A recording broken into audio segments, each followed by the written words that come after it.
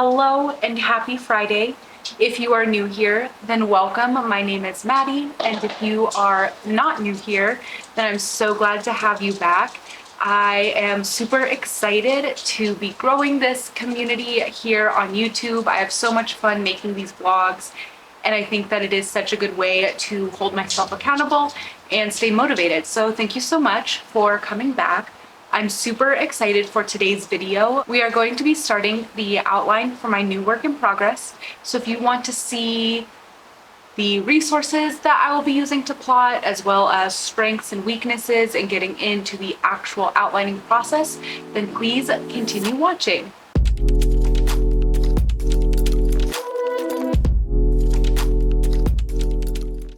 If you are in the writing community, then you probably already know this, but if you are not, there is generally two camps of outliners, and the first one is the plotter.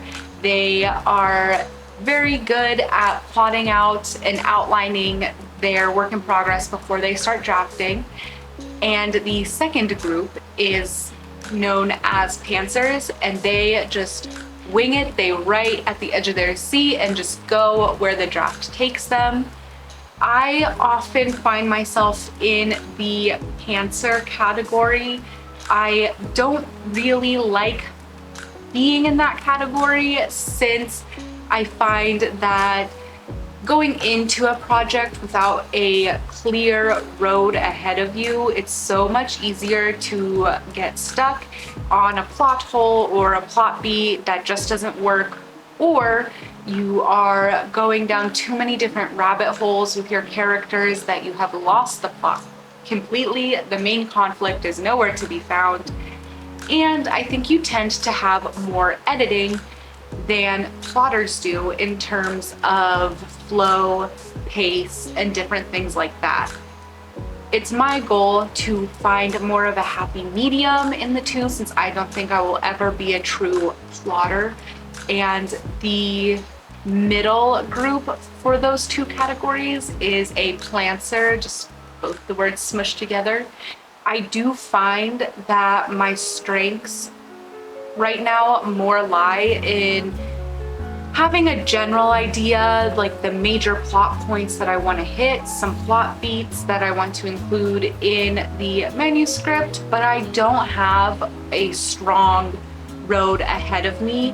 And when I was drafting this Cruel Fate, there were so many instances where I had to go back, rewrite, replan. I was constantly outlining even during the drafting process.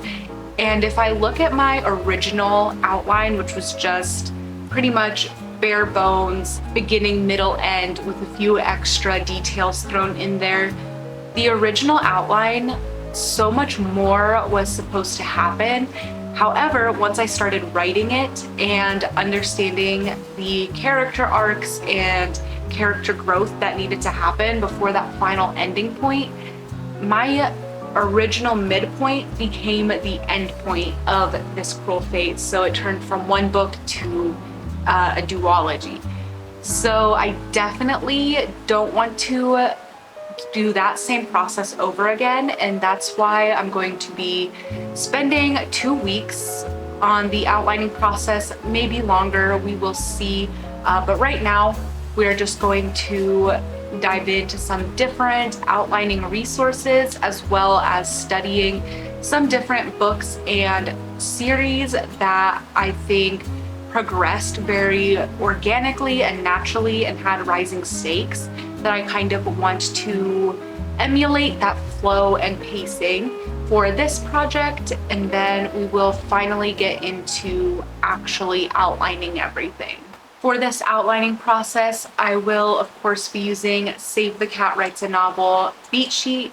It is so helpful when I was continually getting stuck over and over again with minimal progress in this Cruel Fate. One of my writing friends from my writing group suggested this to me, and using the beat sheet to kind of map out your next steps was incredibly helpful. I love the way that Jessica Brody describes each of these events and catalysts and how to connect everything together. So I think it is really helpful, and I will be just briefly reviewing that as I write this first outline. I will of course be using The Anatomy of Story by John Truby. I cannot recommend this one highly enough. Chapter 8 is the chapter on plot, and I find what Truby says about the progression of plot really interesting, and how it is more than just the escalation of events, and they have to tie in with the theme, your moral premise, the character arcs, character growth, and it's just a culmination of all of that. And I think it's really interesting. I love the way he describes it because, like I said, I do want to study different books and series that I have been inspired by, but sometimes it helps to know what you are looking for and what you are studying to implement it into your own work. And that's what I love about this book so much, is it's just laid out very clearly and it just helps everything click in my brain. The trilogy that I have most recently read that I'm just in love with is the Folk of the Air trilogy by Holly Black. So glad I picked up The Cruel Prince because I was obsessed. And again, I think this is just a great way that shows rising stakes from each of these 3 books. Since this is one of the more recent trilogies I read, everything is still pretty fresh in my mind. I had so much fun reading them, love the characters. So good. I've also been watching a lot of Abbie Emmons on YouTube. She is another author tuber and her resources are so amazing. I watched her video about creating a trilogy in the 3-act structure and how to increase the stakes and continually build up your conflicts and continually have your characters growing so that they are compelling and engaging to read about. I would highly recommend checking out her channel if you are starting a new project or getting stuck on a current project. She definitely is a very good resource right here on YouTube. Good morning. It is the next day. I have some hot chocolate because I don't have any coffee in my house, and I spent some time just to plan out my day. I'm so scatterbrained, so it has been really helpful to just kind of sit down, take some time to decide what I want the day to look like. And I do have to go into work today, so kind of structuring everything else that I need to do around that time block. And then I was gonna get some more outlining in before I have to go. I finished the outline for book 1 last night, so I'm just gonna try and plot what I can before I have to go into work. And before I jump off, I just want to say thank you to everyone who watched my world building vlog.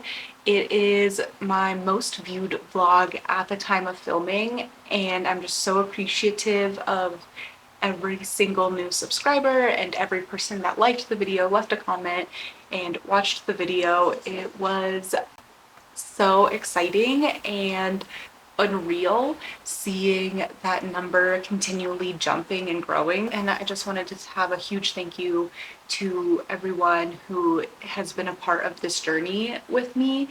It is, yeah, just been super amazing. So I'm gonna jump off now so I can actually get to work, since I don't have that much time before I have to go into work.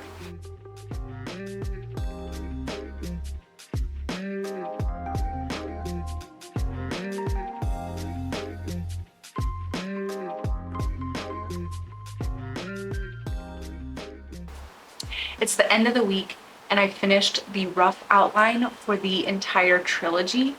I am super excited. I don't love book 3's outline, but that's okay because as I write the first book, I know that the outlines for the next 2 are going to change. And right now those ones are incredibly sparse and just kind of hitting those big story beats. So I think I'm at a really good spot. And then I'm so excited to start draft 0. I've missed the drafting process so much. I haven't sat down and written anything since my final round of edits for this Cruel Fate. So yeah, it'll just feel really nice to get back into the writing and drafting process. And that will be next week. I'm gonna create that detailed book 1 outline and then start draft 0. And then after that, I'll have my notes back from the editor. So I'm super excited to just get back into this Cruel Fate. I have missed the characters. I'm really happy with the projects I'm working on, which is a good feeling to have. So thank you so much for watching. If you would like to like this video or subscribe to my channel, that would be amazing. Thank you so to everyone who has done so and left comments. It just, yeah, makes me really happy. So thank you. And I will see you next week.